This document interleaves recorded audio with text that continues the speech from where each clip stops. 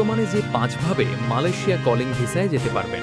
15 April থেকে visa চালু ও মেডিকেলে উত্তীর্ণ হওয়ার নিয়ম। আসসালামু আলাইকুম প্রিয় দর্শক বন্ধুরা, আমাদের চ্যানেলে আপনাদের সবাইকে জানাই আন্তরিক স্বাগতম। আপনারা যারা দীর্ঘদিন ধরে বিদেশে কাজ করার স্বপ্ন দেখছেন, বিশেষ করে মালয়েশিয়ায় যাওয়ার পরিকল্পনা করছেন, তাদের জন্য আজকের এই ভিডিওটি অত্যন্ত গুরুত্বপূর্ণ এবং তথ্যবহুল হতে যাচ্ছে।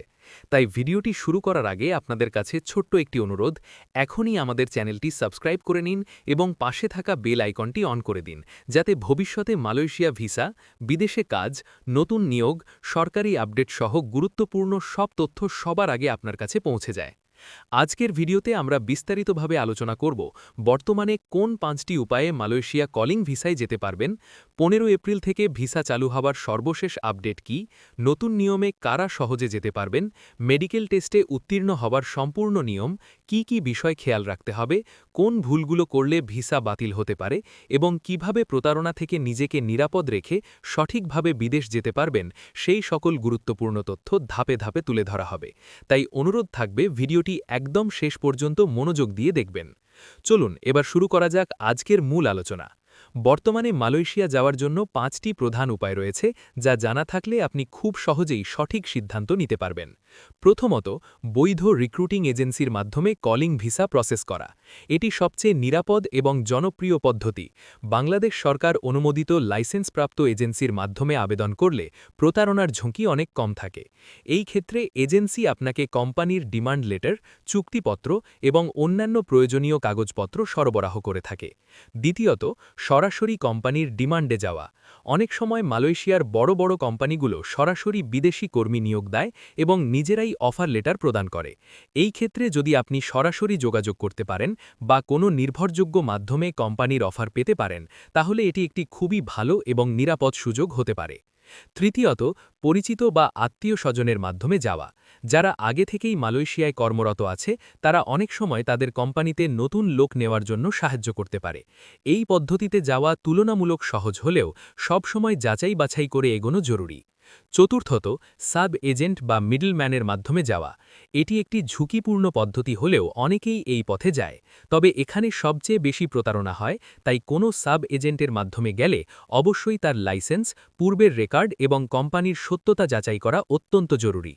পঞ্চমত, সরকারি বা বিশেষ প্রজেক্টের মাধ্যমে নিয়োগ।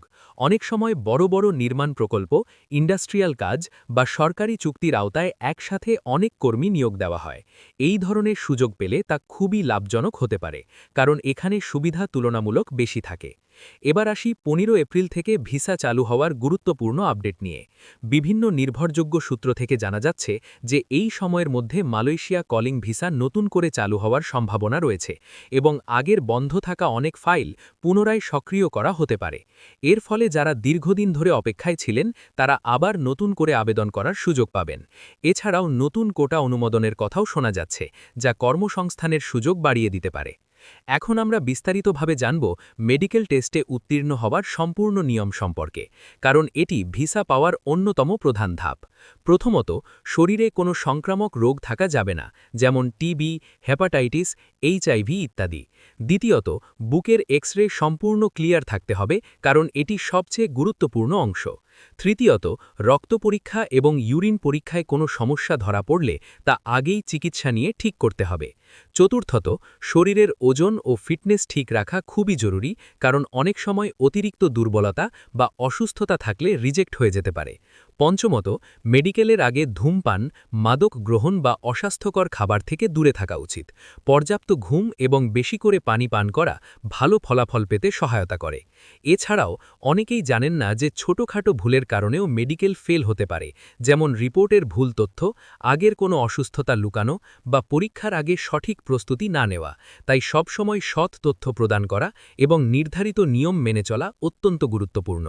সবশেষে একটি গুরুত্বপূর্ণ পরামর্শ, কখনোই তাড়াহুড়ো করে সিদ্ধান্ত নেবেন না।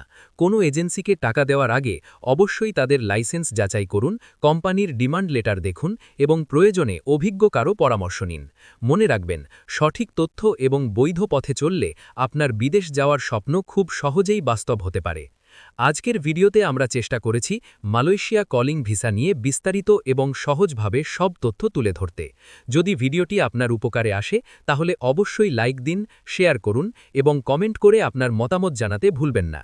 নতুন নতুন আপডেট পেতে আমাদের চ্যানেলের সাথেই থাকুন। সবাইকে ধন্যবাদ।